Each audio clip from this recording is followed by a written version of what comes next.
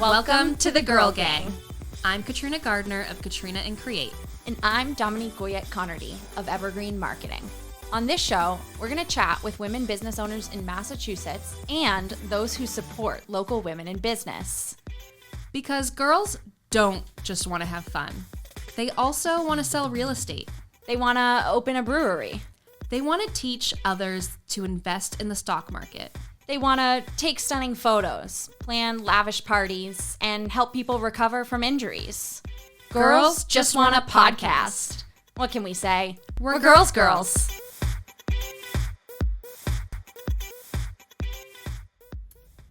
Welcome back to Girls Just Wanna, the podcast. I'm Dominique Goyette-Connerty, owner of Evergreen Marketing. And I am Katrina Gardner, owner of Katrina and Create. And we're back for another week. We have a sad update to start. I will let Katrina take it away. Yeah, so I've been talking a lot in the last few episodes about Pippin. And her cat. My cat, Pippin, and the issues that she was having with, like, scratching and so we took her to the vet. They gave her steroids, and the long story short is that she actually did pass away very unexpectedly. We brought her to Tufts since the last time that we recorded an episode. I think that night, actually. It was that night, because her breathing was not great, and so we called Tufts, which is the local animal emergency room hospital. Mm-hmm. And they were like, oh, you should bring her in right away. And they found out that she had heart failure, which was most likely unmasked by the steroids that the vet had prescribed her. Mm-hmm. So not that the steroids caused it, but if she already had an underlying heart issue, the steroids could have just made it visible. So we had to put her down, and it was just really surprising and very sad. Mm-hmm. And now I have a very empty house, and we miss her a lot because we got her when she was 3 weeks old. Mm-hmm. She was so small. And she was 7, you said? Mm-hmm. So 7 years is a long time to have a pet. I mean, yeah, I know that they can live longer, obviously. Yeah. And that was the hope, but yeah, I understand it's leaving a hole in your heart heart because 7 years is a long time. And I was telling you afterwards, I've had my cats for 2 years now, and I got them when they were probably 6 weeks. They were just little babies. They fit in the palm of my hand. And I was just before that, I never had any pets because growing up, my mom was very allergic. And even after just 2 years with them, I was I can't imagine. I know. And it's just been 2 years. So to have a pet for 7 years, 10 years, 15 years, and then lose them, I understand how hard that is. Yeah, it was so hard. And at first, my husband and I were like, well, let's just wait. Because I've always had pets. I was, we weren't thinking about getting another cat or cats or animals because we're well, let's just wait because, we're not kind of ready. But then it was after just a couple of nights of sleeping alone in my bed without an animal, I was I need something. Mm-hmm. So I am on the hunt for new kitties, and I want 2 because I've always kind of wanted a bonded pair of cats, and it just highly recommend. Yeah, it just hasn't really happened for me because of I'd always had pets growing up. So I had my cat Panther and Junie when my husband and I first moved in together, and then Panther died of old age at 17, so he had a nice long life.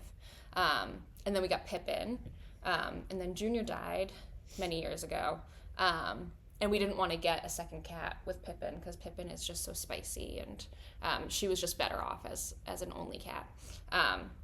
So now we're all right, well, let's get a little bonded pair, and they can have each other and you know take care of each other too. Right. Oh. So I've been talking to rescues. There's a couple of cats that I have my eye on. That might happen faster than I expected. am very excited for that. Yes. So R.I.P. to Pippin, yes. A real one. The girl gang lost a spicy little. She was a spicy one. Spicy little number. Mm-hmm. So a little hole in the girl gang heart. But on the bright side, silver lining, 2 new kitties are going to get a very lucky situation handed to them. Yeah. Where they have a loving home. So I am happy about that. Yeah. At least. Yeah. So I'm excited. I've changed my mind. I told you about co-working. Yes. Suddenly, when Katrina gets new kittens, I feel like I'm going to be in the mood to co-work at her house, which is so coincidental. It's funny how that happens. So we'll keep them updated about the kitten hunt, and we'll definitely post to stories and stuff. We'll bring you along on the kitten journey. I don't want to say anything too much because I know I am starting to have my heart set. Your hopes are up on these 2 ones that I know. Yeah. So I don't want to jinx it or say anything, and then it. And I'm so excited though. But yeah, I know. I think I need to fill out the adoption paperwork and application. Yeah. So we'll let you know. Yeah. But yeah, so that's the kitty update. You also had a pretty fun event recently, the Central Mass Conference for Women. Yeah, so other updates. She's local, Central Mass Conference for Women. They do a bunch of different conferences around the state. I think we've talked about them before on the podcast because that's where we first met in person. Yeah.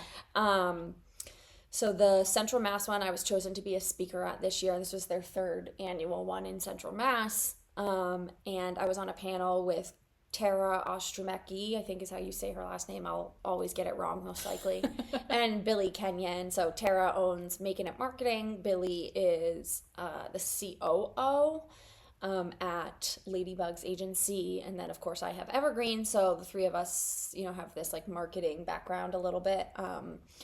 And we had a panel together. We talked about storytelling and how to, real life, and how to tell the story about you and your brand and your company over a wide variety of platforms and avenues and channels. And so it was good. It was a fun day. You came and supported. She's airdropped me after that 168 photos and videos of myself. I know. It was Tara was oh, I saw you taking photos. Did you happen to get any of me? And I'm yeah, hold on. And I send her 150. Everyone's oh my God. And I'm I do not apologize. This is who I am. You shouldn't. And I appreciate you coming and supporting me. Katrina spoke at that conference last year, so I was there to see her. So it's something I look forward to every year, and I was glad to speak this year. I got to talk to a lot of cool people. I wasn't able to be there for the whole thing, but I really loved going for the half that I went to. It's just really great to have that opportunity to reconnect with your network and have that face-to-face time with people. So I really loved that. It was great. And I thought you did a great job. Oh, thank you. And your panel was amazing. Oh, and the other panel that I saw was amazing with our friends. Kat, right? Who was our first podcast guest, if you've been with us for that long. Yes. So I saw her panel. She made me laugh. She made me cry. It was beautiful. I didn't make you cry? No. Okay. That's probably good because I was talking about marketing. So if you cried about marketing, I'd be concerned. Well, I do cry about marketing, but not... Yeah, but not in that way. I cry about too many things going on in marketing, which are my jobs. Yeah. But anyways. So good day. Looking forward to next year. Glad I got to speak. Yeah. That's the update there. Anything else before we get into our guest interview? I don't think so. I'm excited to bring her on. Yeah, me too. I mean, I'm excited for every guest we have. We're going to say that. And it's we're always excited for our guests. Obviously, that's why we ask them to be on the pod. So, without further ado, bring her in.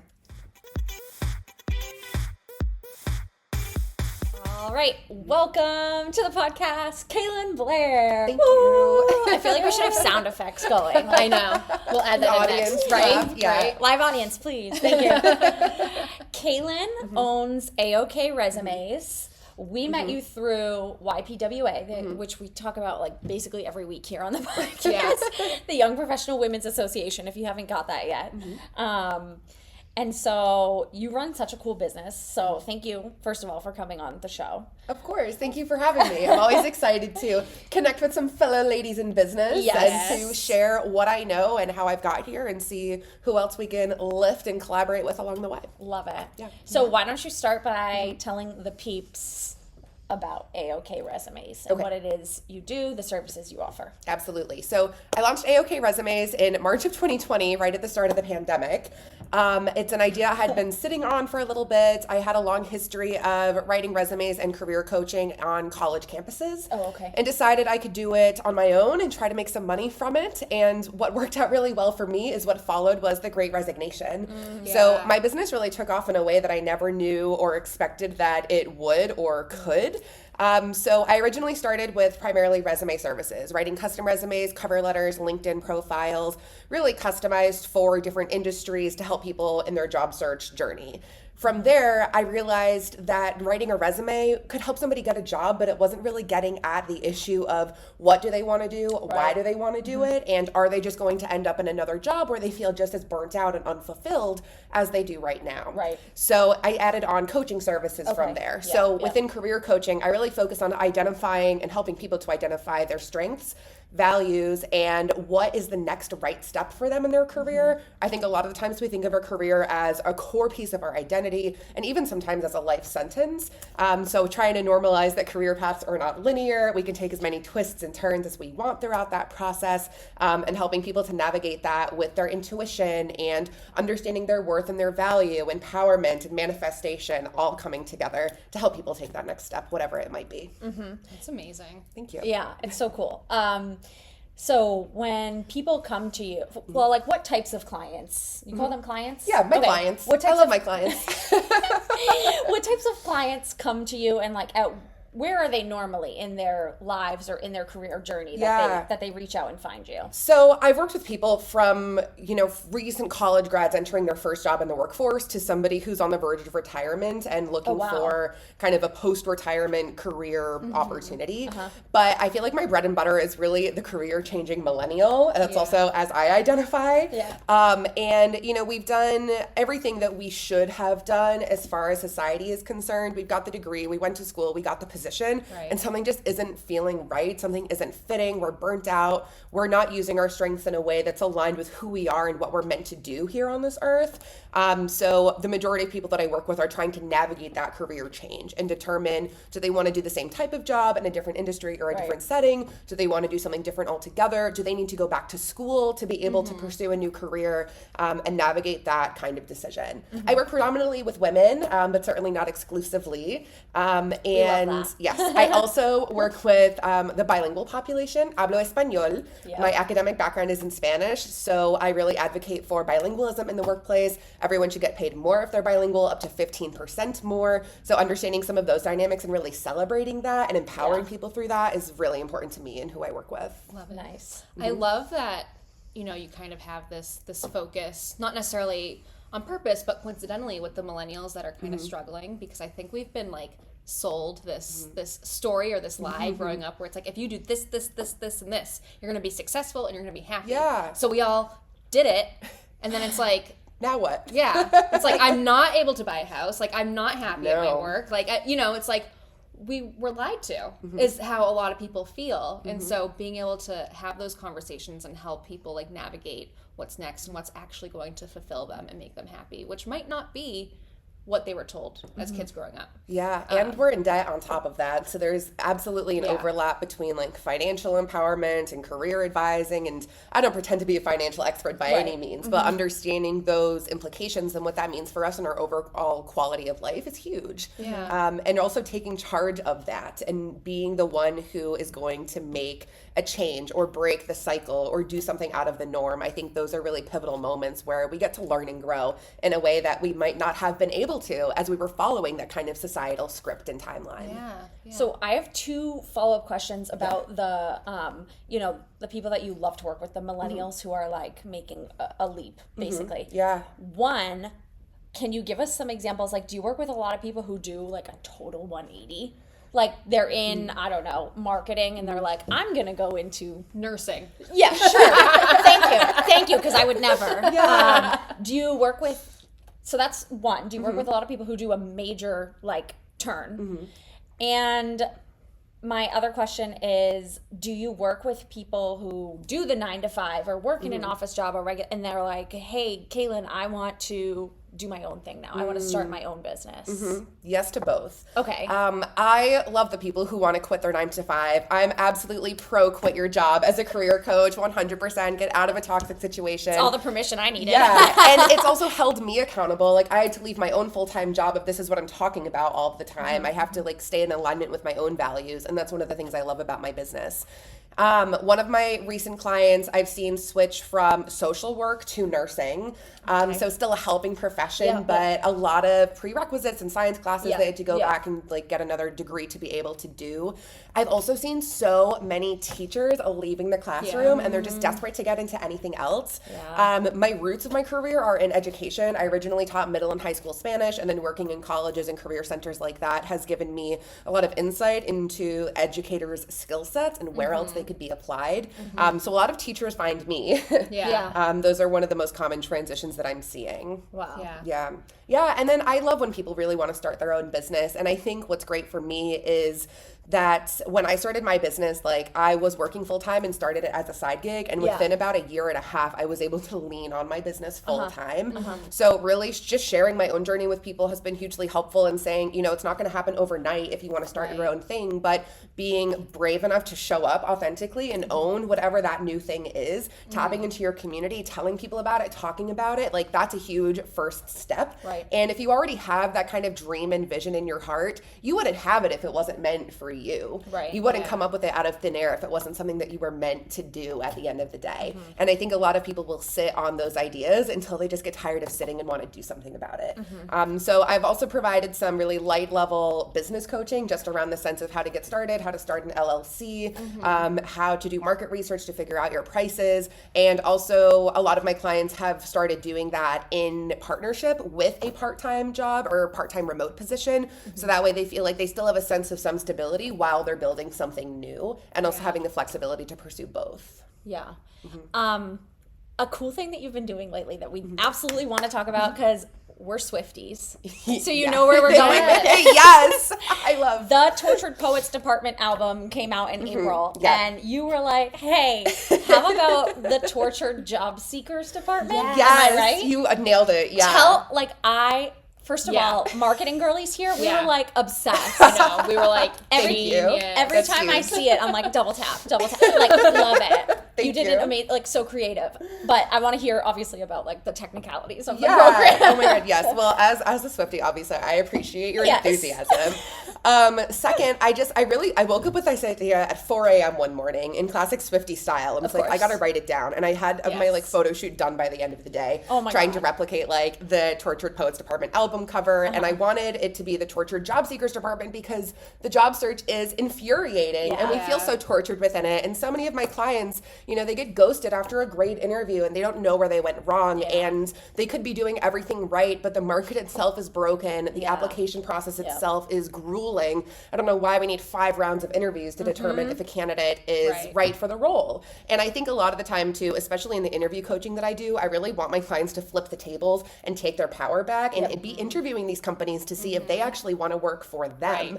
And I wanted to create a free resource to empower people to do that. I know that coaching isn't always financially accessible for people, and while I offer payment plans, I wanted a way to reach more people. And what's great about my Tortured Job Seekers Department is I was been able to invite past clients of mine, past clients of mine, as well as just open it up to the public and see what their experience has been with the job search so far. Where are they getting stuck? What kind of free tidbits of advice can we share? How can they build their network and grow? And you never know what connections they might meet and make within the group itself. So it's really been a great way to bring people together, to recognize that this process sucks. Like there's no way around it, but to try to find some kind of sense of like joy, connection, and community within that.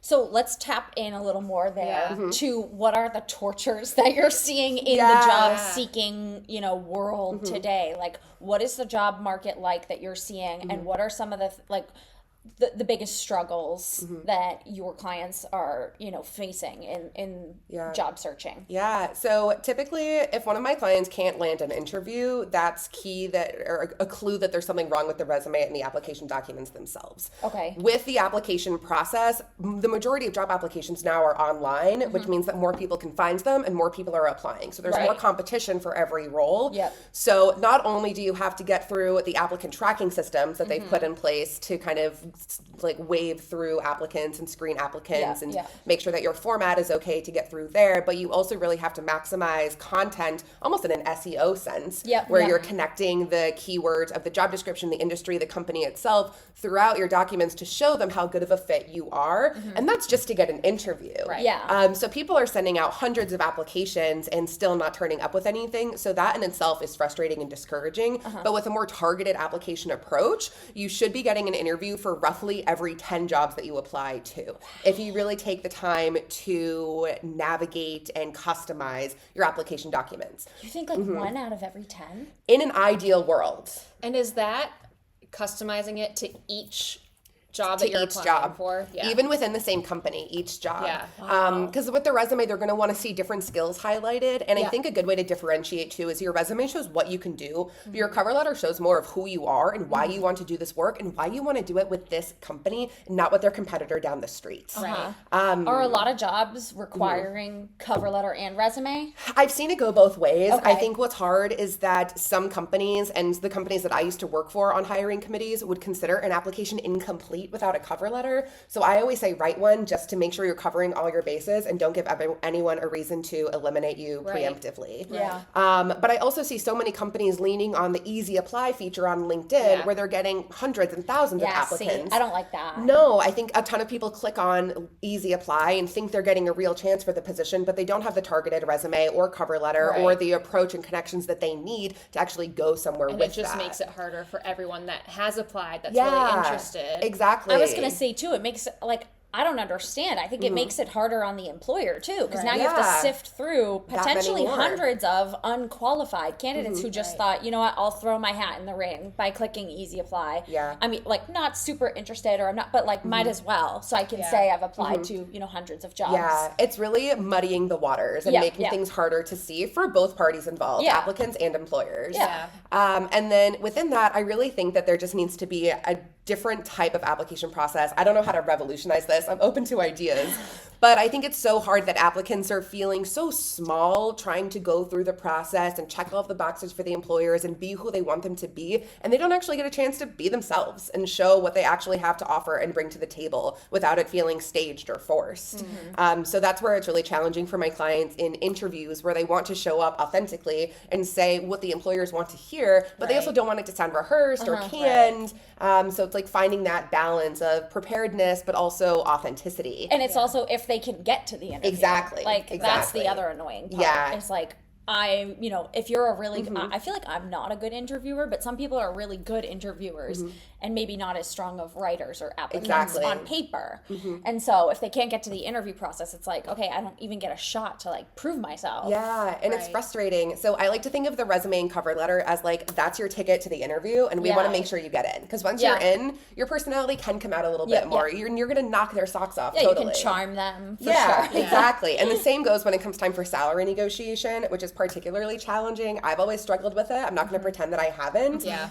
Especially as a woman in the working world where we've been conditioned to feel small and to reel things in and, just be grateful you have an offer and not push yourself to ask for more. So that's where working with a coach or just having a community of people that've got your back to really vent to and encourage you throughout that process can be hugely helpful. Yeah. And what have you seen as far as client on both the client and employer side, the remote work world? Are more of your clients like, I want remote? Are you seeing more jobs are offering remote or hybrid, or are they being more of a stickler now for return to office? It's really a mixed bag. I'm a huge advocate for remote work. I work remotely. I tried going back to work to teach classes in person this past fall, and the commute was rough, not having control of my schedule. Like there were so many reasons where my mental health kind of declined by being forced to go back somewhere in person when I wasn't ready to or not needing to. Right. So I think what's really unclear is that I see companies posting a position as hybrid, but it's 4 days in the office and 1 day remote. Yeah. And like that is not truly hybrid. Or a company will list themselves as remote,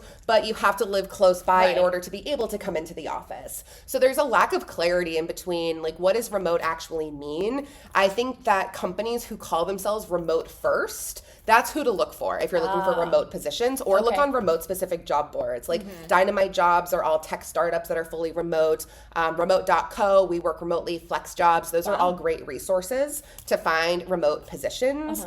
I think they're still out there, but they are competitive because I do think more people want them. Yeah. Because in a post-pandemic world, we saw the benefits of remote work. We saw families and mothers who were able to be productive at home without necessarily having to pay thousands of dollars for childcare on the side. Yep. We can identify with that. You know, we've seen people like myself where I was really able to prioritize my self-care and healing for the first time in my life after a toxic work situation by being remotely. And now that I make my own schedule, like I plan my meetings around yoga and around Reiki instead of trying to see when those can fit into my schedule.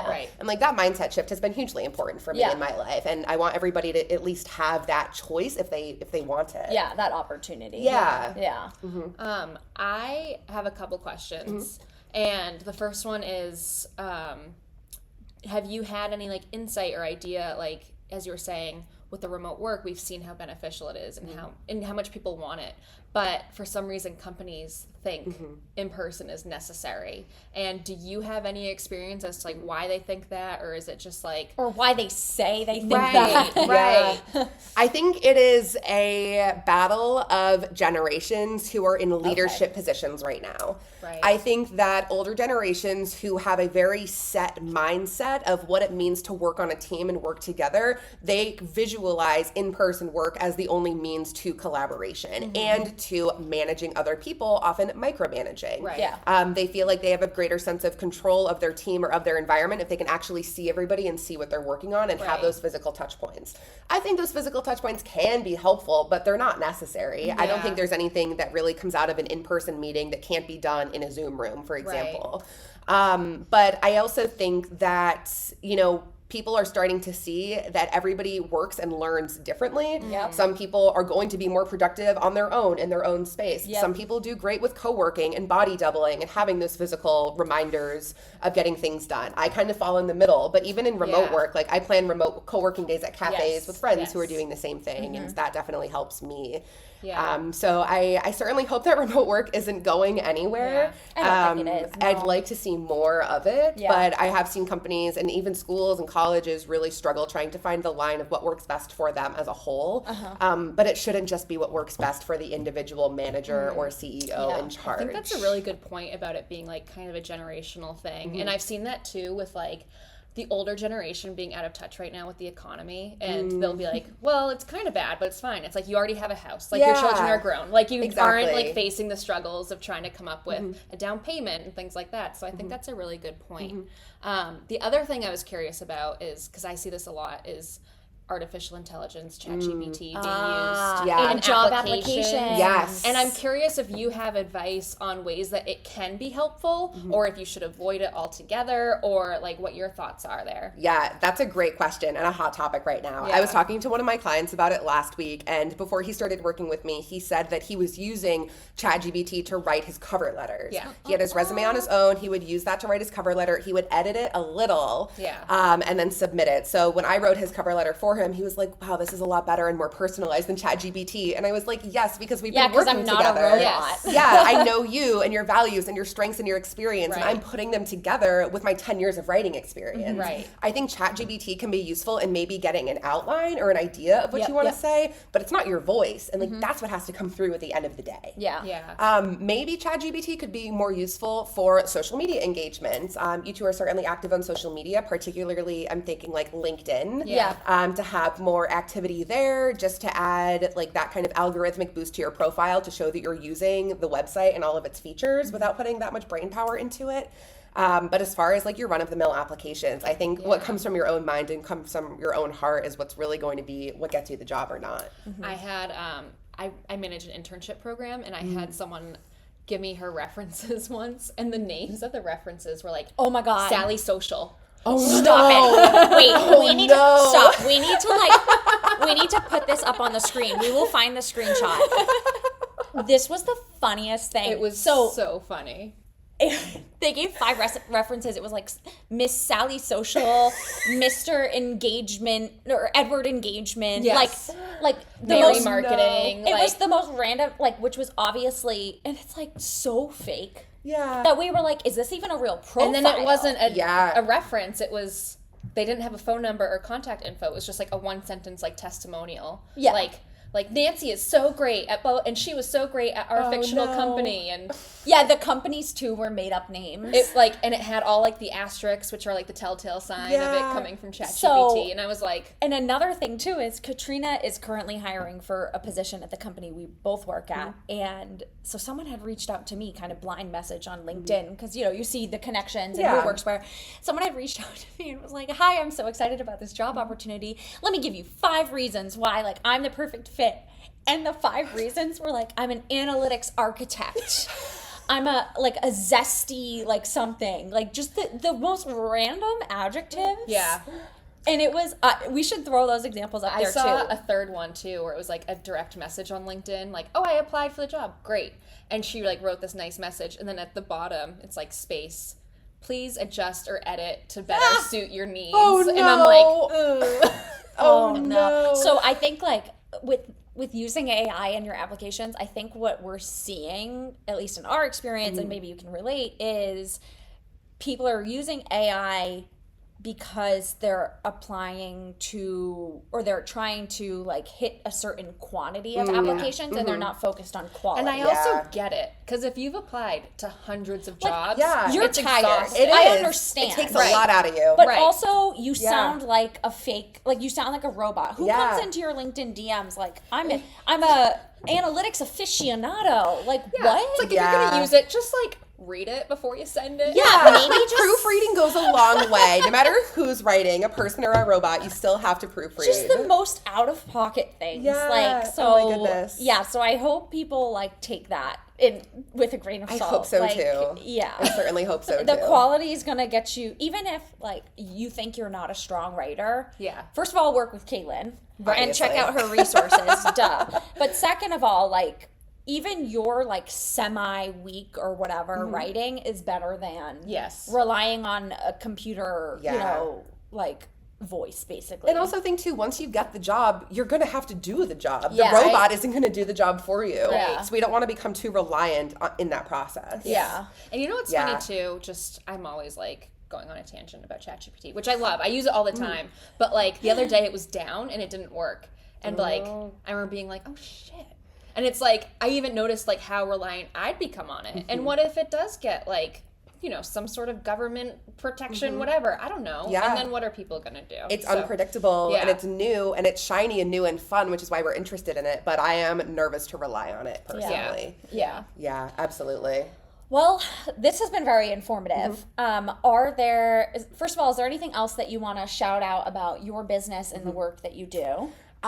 2 things. I think that it related to ChatGPT. If you feel like you can't write a document on your own and you also don't want to invest in paying somebody to write a document, a template is a great budget-friendly middle option. Okay. I sell my templates on Etsy. They're all ATS friendly. That's a keyword to know. Applicant tracking system friendly, meaning they will get through the systems and increase your chances of getting an interview. Excellent. A lot of templates on Canva and even Word or Google, they have format features that are not ATS friendly. Any kind of images. those beautiful resumes. Yeah, that it's they're oh, gorgeous. it's so pretty, but this isn't going to work. Pretty doesn't get you the job unless you're a graphic designer. That's the only time when I'll accept a pretty resume. Even still, because I have a graphic design background, I'm like, eh. Yeah, just keep it crisp and clear and under control. Right. I feel like that's a skincare commercial. Clean and clear and under control. That's what it is. Maybe she's born with it. Maybe it's A-OK resumes. Exactly. And then a new venture that I'm starting that I wanted to shout out. So I've been incorporating more magic and manifestation into career coaching. And I think a lot of that has activated my own intuition and encouraged others to do the same. And also that I've been prioritizing my schedule around my own healing. Like I want to invite others into that space and recognize like how can we take care of ourselves as a whole and know that the career is just part of the puzzle. It's part of the whole pie that is a life. So I'm starting to coordinate events and retreats under a new name, Lavender Moon. And I've been wearing lavender every other day and just kind of falling into it. Love the personal brand. Yes, exactly. Much of which I've learned from you. And I'm planning my first retreat for the summer solstice. It's going to be a way to honor kind of the feminine and masculine energies, connect with all of the elements, and just figure out what is our inner voice trying to tell us and how can we use that connection to ourselves to determine what the next right step is for us in our life, in our career, in our love, in our travel, whatever that might be. So I'm aligning them with the seasons right now, summer solstice, fall equinox, and then my mission and dream is to bring these experiences abroad to Mexico, to Costa Rica, and create really transformative moments. Count us in. So I will let you know. Yeah, I will save you a spot. But I also think too, just running my business, AOK Resumes, has opened so many doors for me and showed me what's possible as an entrepreneur. And, I was an educator. I went to college to become a teacher. I didn't have any idea that this would be my life now. And I'm so excited that it is, and I just want more of it, and I want to invite other people into it. Awesome. Yeah, so thank you for inviting me into your world today too. Yes, it's been so good meeting you through IPWA and now to hear where we are now. One last thing before you go, we like to ask every guest, or at least give you the opportunity to shout out a fellow woman-owned business because that's kind of what we're all about here. So who's a gal that... There's so many. I know. That's what every guest says. It's so hard to choose That's why we started the podcast. Pull out like a CVS receipt. I've got them on deck. Okay. I'm going to say Tiana Burnett with the Alignment Auntie. She's been a wonderful connection for me, just empowering each other to pursue our own visions and dreams and goals. Love it. But also the work that she does in helping people navigate their next right step. Like it's very similar in what we do, but a totally different approach to doing it. And I just love and appreciate her energy so much. She's a queen with social media, as you both know. So I would give her a follow. Awesome. Okay, so we will put all the links to your website and socials in the notes so that people can find you and contact you. But thank you so much for coming on today. Of course, it's been so informative and hopefully inspiring. If anyone who's listening is thinking about changing jobs or is actively job seeking, hopefully they'll seek you out. Yes, hopefully. Thank you both so much for having me. I'm so grateful to know you and be connected with you and just to see what else we can do. Yes, love it. All right, thank you. Thank you. It's time for your favorite segment, Heart It or Hate It. Who wants to start this week, you or me? You can start this week. Okay, I think I already forget what I wrote down like an hour ago, so we're off to a good start. Oh, okay. Heart It or Hate It, curbside pickup. Heart it. Yeah, well, heart it for me. Heart it for me, heart it for you. You do it a lot. I actually don't really do it that often. I know. So I was thinking about this because I do curbside pickup for like everything. Yeah. And you had posted an Instagram story yesterday that said, it was a picture of Jamie like passed out in the back seat. Yeah. And I was like, oh, you're like, errands are tough. And I swiped up and was like, me too after I run errands. You're like, Target runs they're a lot. And then I was like, that's why I do curbside pickup. Right. Shopping in public, like being in a sea of people is just so... It's a no. It's a no for me. It's like overstimulating. Well, I have either skipped over curbside pickup and just do straight like grocery delivery or like whatever delivery. And I either do delivery to my house or I'll go out and do the thing. But I don't very often do curbside pickup because if I'm going to like get in my car and drive somewhere, then I want to walk around, get myself a little treat. I will get like aimlessly lost. I hate spending time looking for things in the store. Like that really bugs me for some reason. In the past, when I've done curbside pickup, once I get there, I think of something else that I would like. And then I go in anyway. And then I have to park in like the curbside spot, and then they bring it out, and I'm like, thank you. And then I pull over and I park in a regular See, that's spot. so nice of you, though, because I see so many people pull into the curbside spot and then go in and shop. Yeah. And then I can't get a numbered curbside spot, so then like trying to tell them on the app. So I do curbside pickup at Shaw's for groceries. I do it at Walmart for like like I guess I would call it like personal care items, like if I need cotton balls or whatever the hell. So I do it there. Yeah. I do think it's the smart choice because delivery is expensive. Like, unreasonably so. Yeah. So anyways, we heart curbs. I heart curbside pickup. You don't use it, but you heart it for me. Yeah. Okay. That's fair. It's your choice. I don't want to take that away from you. What do you have next for our rapid fire segment? Which every week is not we got to stop marketing it as rapid fire because it's not. It's not. We feel the need to explain ourselves. Deep dive, heart it or hate it. Heart it or hate it, the deep dive. Heart it or hate it, the anthology. Yeah. My next one is heart it or hate it, cover letters. I know your thoughts on this. You do. Because I know your thoughts, I'm gonna go hate it. Okay, I heart it. I know, and that's gross. I know. I understand why you heart it. I am gonna be on the other side of you because I feel like we need a little more disagreement in our lives. No, I just think like employers already ask job candidates to do so much. Yeah, and it's like to not even get a call back or to not even get a screening call or to not even get like a response to the initial email or application after I spent time writing a cover letter specifically for your company. Right. It's like so annoying. Right. I agree with that. I do think that the job application process is oftentimes way too long. Way too much. And way too involved. Especially one right now with the way that the job market is. Mm-hmm. It's so hard and people are applying to hundreds and hundreds of jobs. Mm-hmm. On the other end, the people hiring are getting hundreds and hundreds of applications. And that depends on like if it's a large company or not, right? But or how you're going about posting the job. That's true. From my perspective as someone who reads cover letters, I love them. I heart them when they're done well. Yeah, but that's like I feel like that's not why you heart them. Like I think I heart anything that's done well, but like as the person who's reading them, you're asking for them. I am. You know what I'm saying? But I want to learn more. I don't like resume. I would prefer to read a cover letter over a resume. Like a resume tells me what your skills are, but it doesn't tell me anything about you. Like, so then what do you use the interview process for? To get a better understanding of who they are. So I'm gonna go hate it. I think it's too much.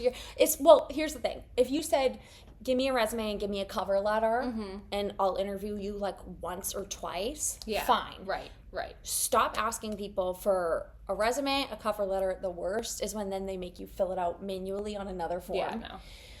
A screening call, a first interview, a second interview with the team, a follow-up it's a lot. I want to swear right now, but I won't, but like, come on. Yeah. You need to be realistic. Stop wasting people's time. I agree with you. I mean, yeah.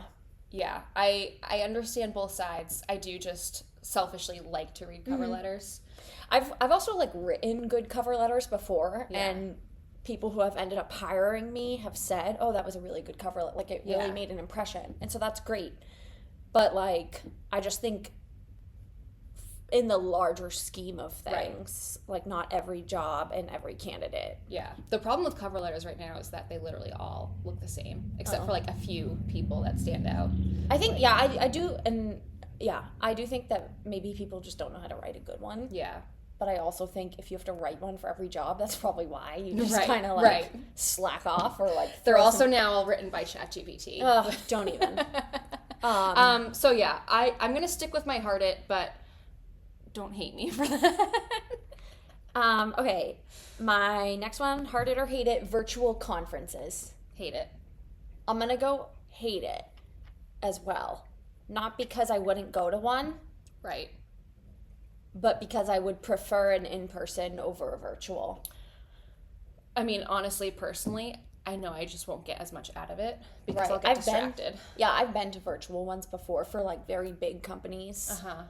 Or very big like organizations, very big conferences that are doing it like worldwide or nationwide or whatever.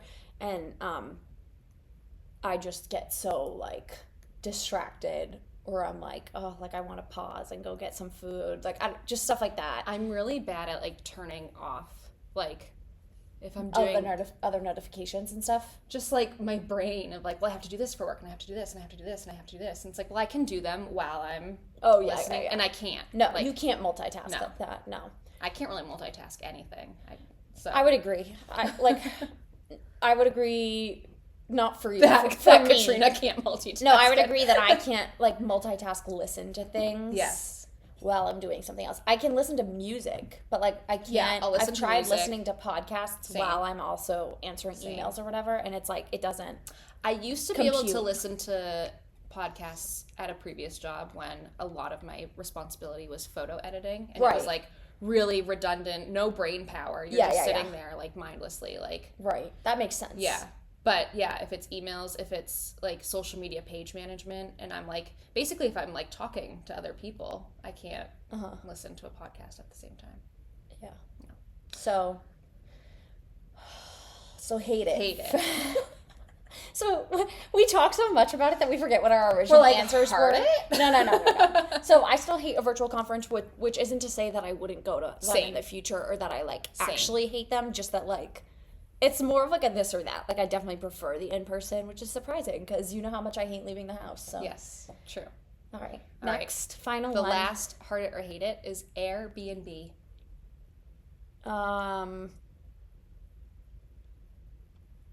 So I've never had to. No, I did book an Airbnb in Paris. Yeah. I guess heart it. You haven't done it that often though?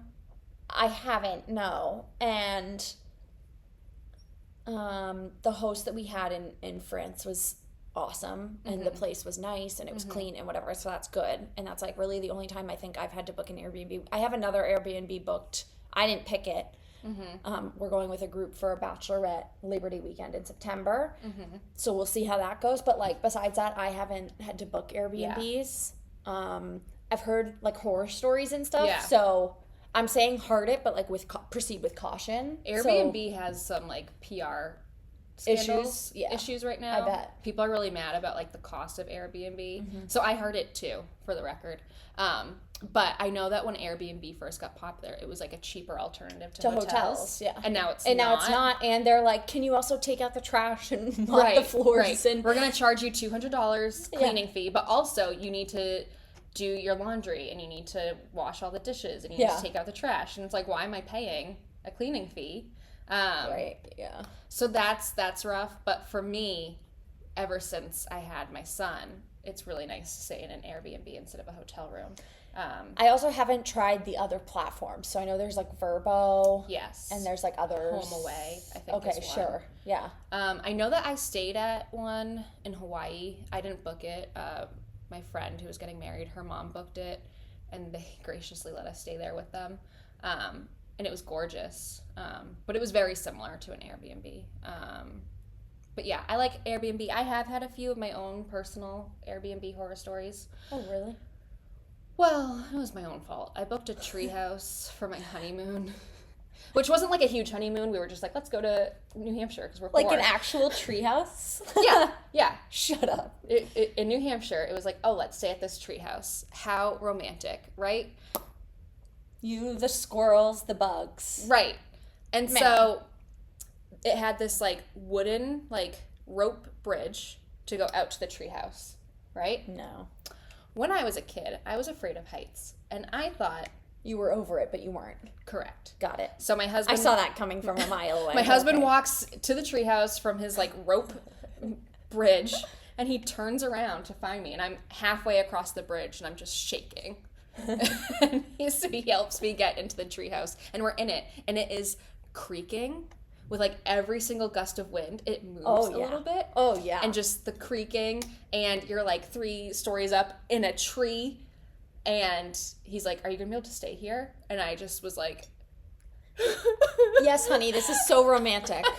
I am able to stay, and I'm enjoying myself thoroughly. So he said, I'm getting us out of here. And then he booked us a really nice hotel in, like, a downtown strip in the city.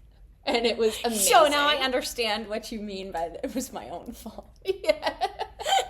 We didn't even, like, complain to the guy, because it wasn't... Yeah, I mean, he's like, ma'am, you booked a tree house. He would have been like, what were you expecting? I don't know. Oh my God. That I'm an adult.